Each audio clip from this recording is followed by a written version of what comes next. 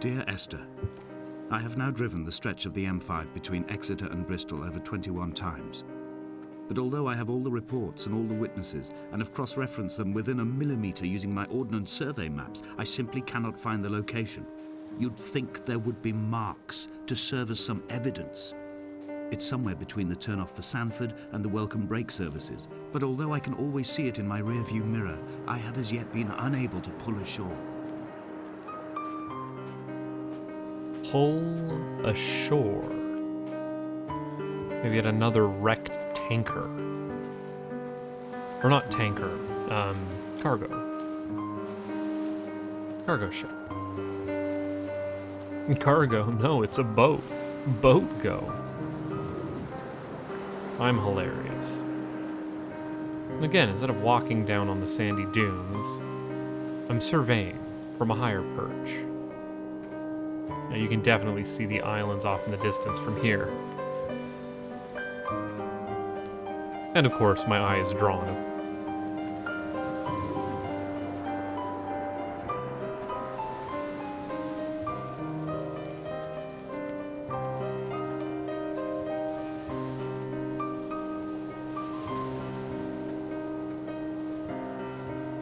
I've begun to wonder if Donnelly's voyage here was as prosaic as it was presented.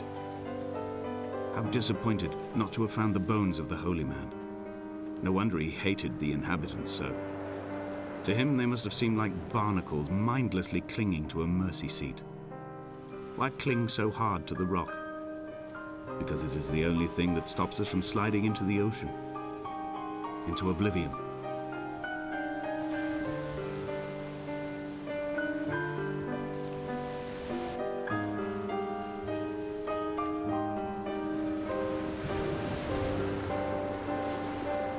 And neither did he eat nor drink. Sure. Okay.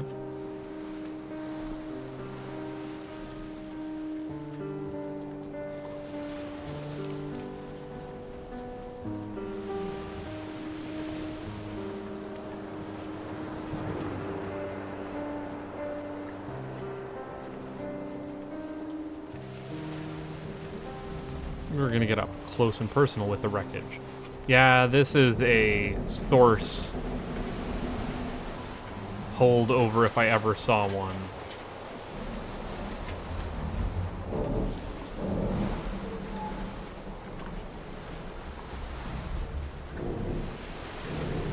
Surely one Jonathan Blow was not inspired by Dear Esther of all pretentious indie games to include his tanker of ill portents. Was he? Couldn't be. That'd be ridiculous. There's no hidden line puzzles about here, are there? Most definitely not.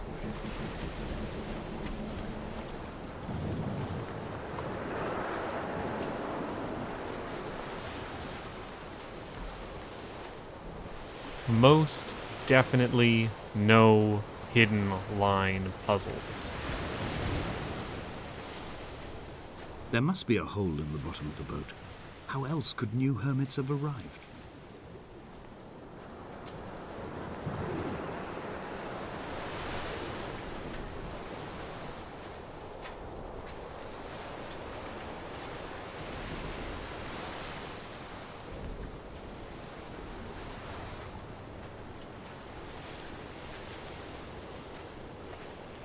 There definitely was a way for us to poke down on that sandy shore. But I already didn't want to engage with that. I had kidney stones and you visited me in the hospital. After the operation, when I was still half submerged in anesthetic, your outline and your speech both blurred. Now my stones have grown into an island and made their escape, and you have been rendered opaque by the car of a drunk. Rendered opaque by the car of a drunk. we are starting to see an outline of the shape of the story. Is this what Paul saw through his windscreen? Not Lot's wife looking over her shoulder, but a scar in the hillside, falling away to black forever. There is water down there.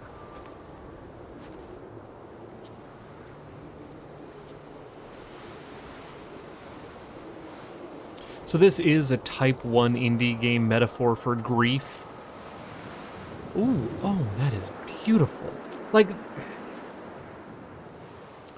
the way that everything is framed, so you just crest the hill and get the perfect outline of the house in the light above it, but also that inky black pit of nothingness. The switchback that you can engage with or ignore. I've begun my ascent on the windless slope of the western side. The setting sun was an inflamed eye squeezing shut against the light shone in by the doctors. My neck is aching through constantly craning my head up to track the light of the aerial. I must look downwards, follow the path under the island to a new beginning.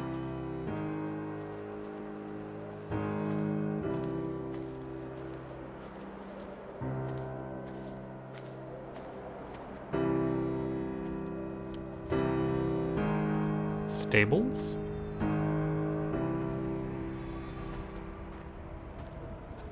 Hearing the bleating of ghost sheep there.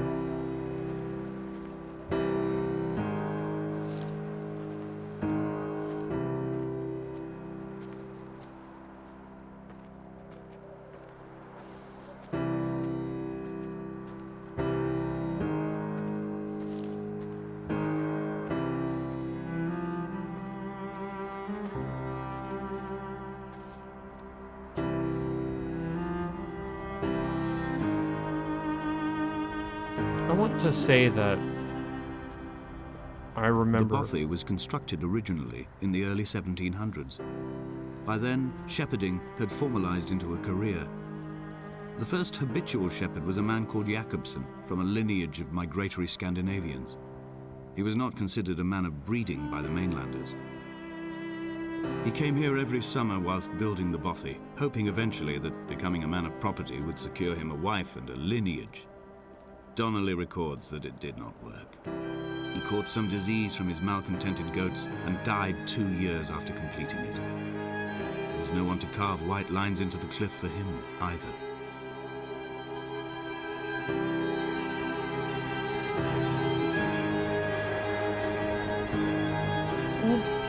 Oop. Did not mean to go all the way down.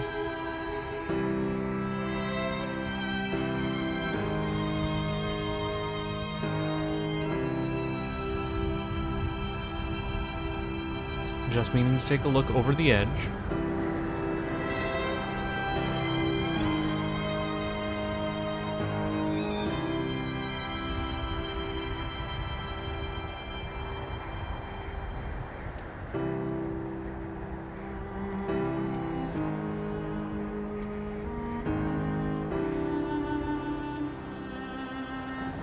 Won't do any harm to poke around here.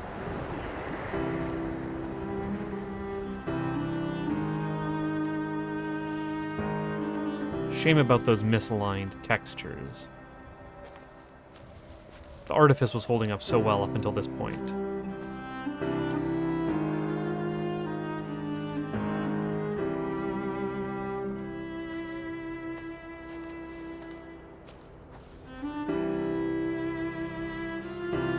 Well, that's electrical diagrams, clearly.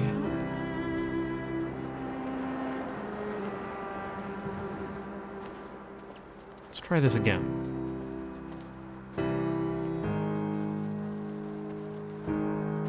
I was saying I wanted to remember, or that I seem to remember. I always do want to remember, but I seem to remember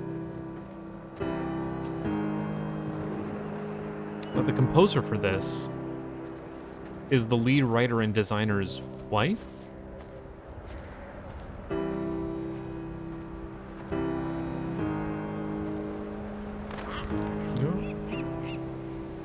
My heart is landfill. These false dawns waking into the still never light. I sweat for you in the small hours and wrap my blankets into a mass. I have always heard the waves break on these lost shores, always the gulls forgotten. I can lift this bottle to my ear, and all there ever is for me is this Hebridean music.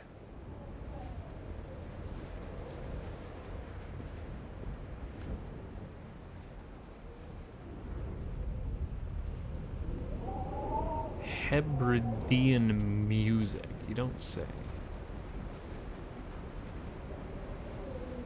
Hebridean history. Would you look at that? It's almost like everything here is motivated. And again, strangely enough, dialogue is randomly chosen. There is a lot of writing in this game. You are getting a unique perspective. That is yet another cave I'm not going to be able to poke into. And we walk back down the cliff that I definitely didn't take a bit of a stumble over.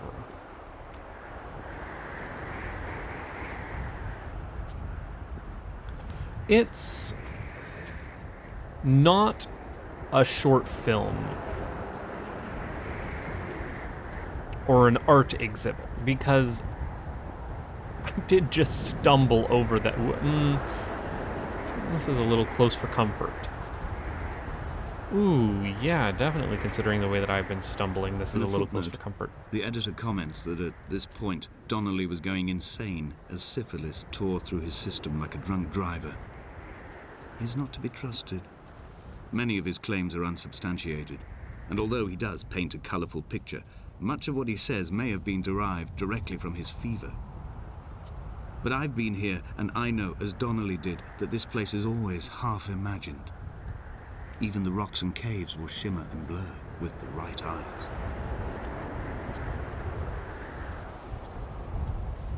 Or with a handy dose of blue paint.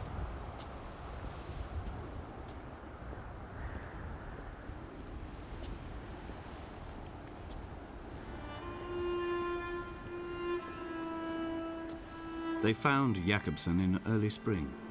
The thaw had only just come. Even though he'd been dead nearly 7 months, his body had been frozen right down to the nerves and had not even begun to decompose. He'd struggled halfway down the cliff path, perhaps looking for some lost goat, or perhaps in a delirium, and expired, curled into a claw right under the winter moon. Even the animals shunned his corpse. The mainlanders thought to bring it home unlucky. Donnelly claims they dragged it to the caves to thaw out and rot, but he is proving an unreliable witness.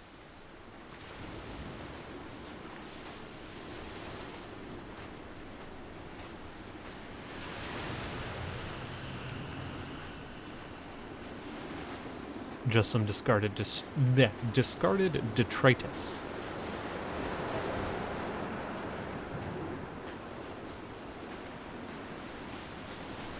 I don't want to go in that cave yet. Climbing down to the caves, I slipped and fell and have injured my leg.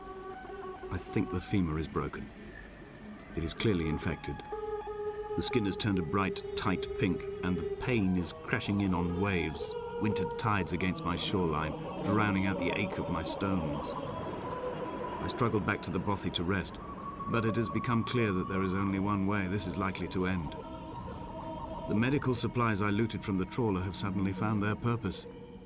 They will keep me lucid for my final ascent. Living on the island for a while, I guess.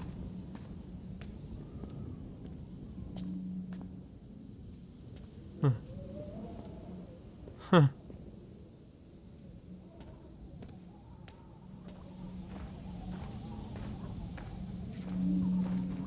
I guess the dialogue isn't the only thing that's randomized. Spoilers, I did do a test run. There was a suitcase back there. It's not here now.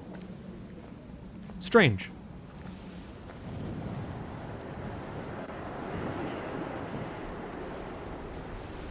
Never did get the line about the injured foot, but I guess I didn't fall down a cliff beforehand.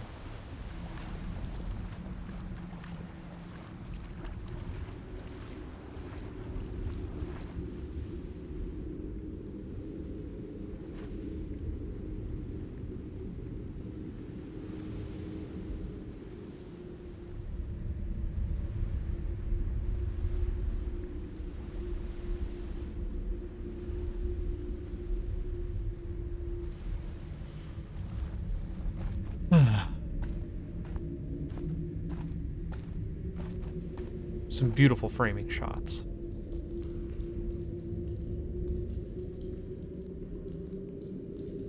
More pillars of salt.